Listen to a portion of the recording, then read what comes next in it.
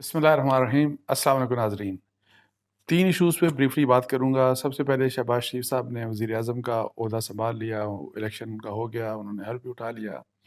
और हल्फ बर्दारी में प्रेसिडेंट ने उनका हल्फ नहीं लिया, उस पे भी बात करूँगा। और क्या वजह थी कि आर्मी चीफ बाजवा साहब, जनरल बाजवा जो हैं वो भी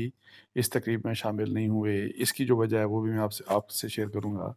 दूसरा इशू जिसके बारे में बात करूँगा वो इमरान खान साहब की तरफ से ये जो पीटीआई के तमाम मेंबर्स ने रेजिग्नेशन का मतलब अपने रेजिग्नेशन दे दिए कौमी असम्बली से, ये किस किस्म का फ़ैसला है, ये ठीक फ़ैसला है, गलत है? और इसके अलावा जो तीसरी बात है वो है आर्मी के मतलब जो आर्मी और जनरल बाजवा के अगेंस्ट जो बहुत एक लीथल सी कैंपेन चलाई जा रही है सोशल मीडिया के ऊपर, इसके ऊपर मैं अपना तबसरा करूंगा और क्या इसका क्या फ़ायदा होगा पीटीआई को और क्या नुकसान हो सकता है पीटीआई को और पाकिस्तान को क्या नुकसान हो सकता है। अच्छा, सबसे पहले शहबाज शरीफ साहब वज़ीर आज़म बन गए और शहबाज शरीफ साहब कि मैं आपको इतना बता दूं कि पाकिस्तान में जो जितने भी पॉलिटिकल लीडर्स हैं और अगर आप उनके एडमिनिस्ट्रेटिव स्किल्स की बात जब हम करते हैं तो शहबाज शरीफ साहब ने मतलब है कि पंजाब में हो चुके 2-3 दफ़ा चीफ मिनिस्टर भी रहे, तो उस उनकी परफॉर्मेंस की बेस के ऊपर ये एक जनरली एक व्यू है कि जी शहबाज शरीफ साहब बीइंग एडमिनिस्ट्रेटर वो उनकी स्किल जो है वो अनमैच्ड हैं, वो किसी दूसरे पॉलिटिशियन की तरह नहीं है, मतलब जिस तरह से डिलीवर करना। और अगर आप पीएमएलएन की जो लास्ट गवर्नमेंट है, जो पहले गवर्नमेंट्स थी, ये जो आपको मेट्रो नज़र आती है, ये जो ऑरेंज ट्रेन नज़र आती है, ये जो पावर हाउसेस नज़र आते हैं, जो डेवलपमेंट बेसिकली ये सारे इस सब के पीछे बेसिकली जनरली जो है वो शहबाज शरीफ साहब का इसके ऊपर मतलब है किरदार रहा। और ये भी कहा जाता है कि जी जो इलेक्शन जीतती रही पीएमएलएन वो बेसिकली शहबाज शरीफ साहब की परफॉर्मेंस पंजाब में होती थी, जिसकी वजह से मतलब है कि पीएमएलएन को पॉपुलैरिटी मिलती थी और फिर नवाज शरीफ साहब ज़ाहिर है उनको फिर ज़ाहिर वोट मिलता था और ये सब कुछ। अच्छा, इसमें एक और बात ये थी कि अब चूँकि एक इशू ये भी है कि इनके ऊपर एक इल्ज़ाम है और वो इल्ज़ाम आल्दो केसेस तो कुछ और भी हैं जिनके ऊपर वो उन केसेस में वो ज़मानत के ऊपर बाहर हैं। जिस तरह आशियाना का केस था, साफ़ पानी और इस तरह के केसेस जो नैब ने बनाए थे, वो तो ख़ैर केसेस उनमें किसी में जान नहीं है और बिल्कुल जाली किस्म के केसेस वो हैं। और उसके ऊपर तो बल्कि कोर्ट्स ये कह भी चुकी हैं कि ये लगता ऐसे है कि बदनीयती की बुनियाद के ऊपर बनाए गए थे और वो इसीलिए सब लोगों की जितने भी थी उनकी ज़मानतें हो चुकी। लेकिन एक केस जो मनी लॉन्ड्रिंग का है, मेरी नज़र में वो शहबाज शरीफ साहब और इनके बेटे जो हमज़ा और सुलेमान के अगेंस्ट भी है और इनके सन इन लॉ के अगेंस्ट भी है। ये एक ऐसा केस है कि जो जो मुझे सीरियस नज़र आता है और ये बेसिकली ये उस किस्म का केस है कि जिसमें जो बड़े इंडस्ट्रियलिस्ट होते हैं या जो बड़े पैसे वाले लोग होते हैं कि आप पैसा ज़्यादा बनाते हैं, टैक्स आप कम देते हैं और उसकी वजह से जो आप चूँकि टैक्स कम देते हैं और उसकी वजह से जो पैसा आपके पास ज़्यादा जो इनकम होती है तो उसको आप वाइड करने के लिए वो मनी लॉन्ड्रिंग आप करते हैं। और उसके लिए अनफॉर्चुनेटली हमारे सिस्टम में इसी तबके ने और जो जो उमरा का तबका है, जो अशराफिया है हमारी, उन्होंने हमारे मुल्क में कवानीन बनाए, उन्होंने तरीके इस तरह के बनाए कि जी वो मनी लॉन्डर करते हैं। और ये जो है ये हर जो पैसे वाला तकरीबन कोई एक्सेप्शन होगी तो मुझे नहीं पता, लेकिन पाकिस्तान में हर पैसे वाला इस किस्म के काम में मतलब है कि इन्वॉल्व होता है। उसका किसी भी पॉलिटिकल पार्टी से कोई ताल्लुक हो, किसी भी मतलब है कि आप पाकिस्तान पीपल्स पार्टी से उसका बेशक ताल्लुक हो, पीटीआई से हो, पीएमएलएन से हो, लेकिन शहबाज शरीफ साहब हों या नवाज शरीफ साहब हों या जो रूल करते हैं लोग जिन्होंने गवर्नमेंट्स में जो होते हैं, तो उनसे एक गिला ज़रूर है कि एक तो ये कि जी आप को ये काम तो इसलिए बिल्कुल भी नहीं करना चाहिए कि अगर आप टैक्स बचाएंगे तो बाकी लोग जो हैं वो टैक्स कैसे देंगे, फिर ये मुल्क जो है वो किस तरह चलेगा। तो एनी हाउ ये एक ऐसा केस है मैं आपको बताऊं और इसकी इसी की बुनियाद के ऊपर ये कहा जाता है कि ये एक मतलब है कि आल्दो कानून के मुताबिक, आइन के मुताबिक वो बन सकते हैं, चूँकि इल्ज़ाम है उनके ऊपर, अभी उनकी कन्विक्शन नहीं हुई। और जब किसी की कन्विक्शन ना हो तो वो कोई भी सरकारी ओहदा इसी किस्म का पब्लिक ऑफिस होल्ड कर सकता है। और शहबाज शरीफ साहब की कानूनी और आइनी तौर के ऊपर तो कोई रुकावट उस तरह से नहीं है। اور لیکن یہ ہے کہ اخلاقی طور کے اوپر یہ ضرور ہے کہ جی اس قسم کا کیس مطلب ہے کہ ان کے اگینسٹ ہے اور وہ پرائم منسٹر بننے جا رہے ہیں، اور ان کے جو بیٹا ہے وہ بھی اسی کیس کو فالو کر رہا ہے، مطلب ان کے اوپر بھی یہی کیس ہے، اور وہ چیف منسٹر بننے جا رہے ہیں پاکستان کے،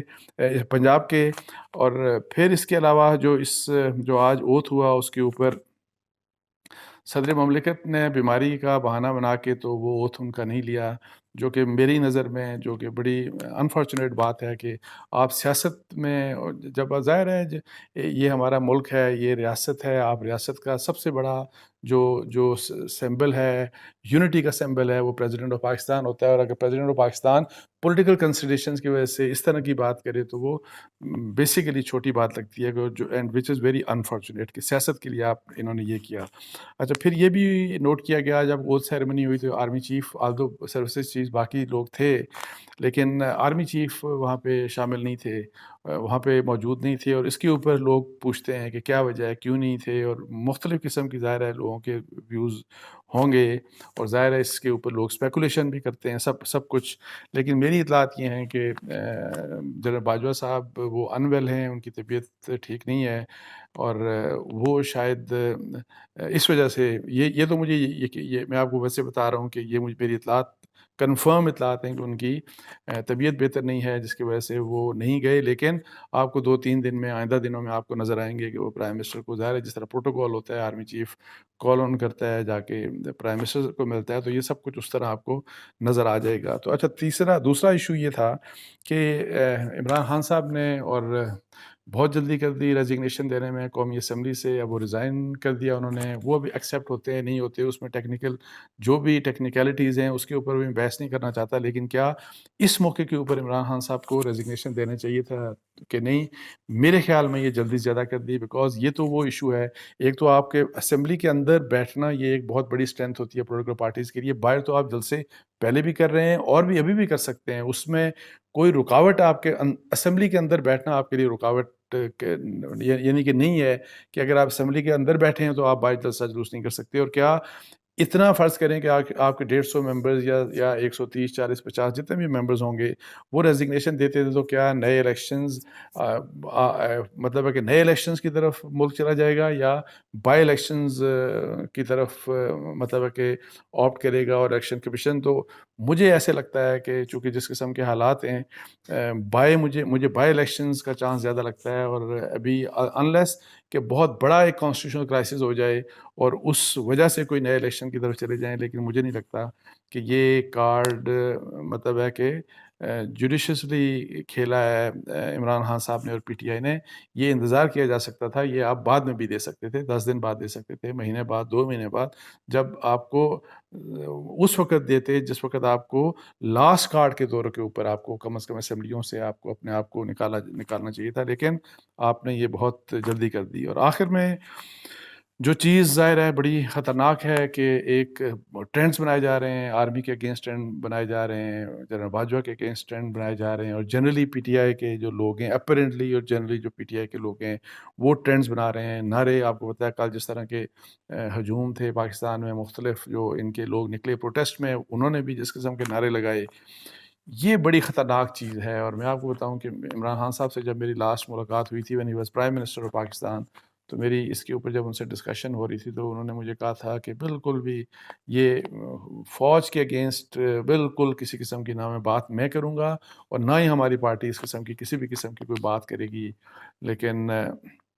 اور یہ میرا خیال انہوں نے ایک انٹرویو میں بھی کہا تھا، لیکن جو ابھی نظر آ رہا ہے جو سب کے سامنے دکھ رہا ہے کہ جی وہ مختلف کیمپینز جو ہیں، ٹرینڈز جو ہیں آپ کو ٹویٹر کے اوپر نظر آئیں گے، سوشل میڈیا کے اوپر چیزیں بہت پھیلائی جا رہی ہیں، واٹس ایپ کے ذریعے بہت ایسی چیزیں پھیلائی جا رہی ہیں۔ یہ بات سمجھنی چاہیے کہ پی ایم ایل این نے جب یہ کیا تھا تو اس کا پی ایم ایل این کو فائدہ نہیں ہوا تھا،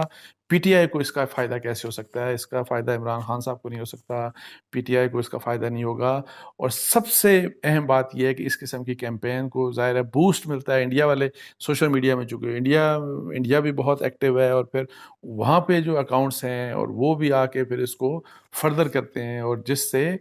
بیسیکلی پاکستان میں آپ بتاؤں it is against the interest of Pakistan, یہ پاکستان کے مفاد کے اگینسٹ ہے۔ اگر آپ فوج کو ٹارگٹ کریں گے اور فوج پاکستان کی مطلب ان کے سیاست میں انوالومنٹ سے تو اعتراض ہے، مجھے بھی ہے، ہمیشہ رہا ہے، اور اس کے لیے ظاہر ہے آپ کو بڑے طریقے کے ساتھ تاکہ اوور آل انسٹیٹیوشن کی ساکھ کو آپ ڈیمیج نہ کریں، اس کو آپ ظاہر ہے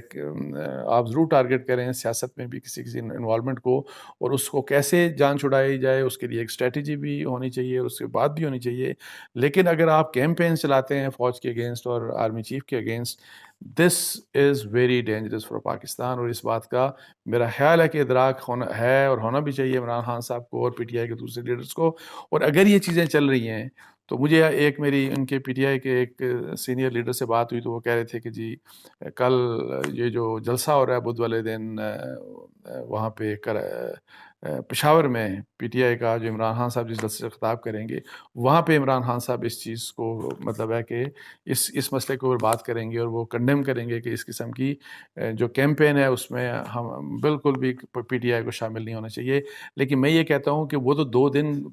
دن میں بہت، یہ جو سوشل میڈیا کی جو وار ہے اور جس قسم کی یہ اس کے پرسیپشنز بن جاتے ہیں، اس کو تو فوری طور کے اوپر عمران خان صاحب کو خود چونکہ ٹویٹر کے اوپر ہیں، ان کو سخت قسم کا ٹویٹ کرنا چاہیے، ان کے ہر لیڈر تقریباً ٹویٹر کے اوپر ہے، ان کو بات اس کے اوپر کرنی چاہیے، ان کی کنڈیمنیشن کرنی چاہیے تاکہ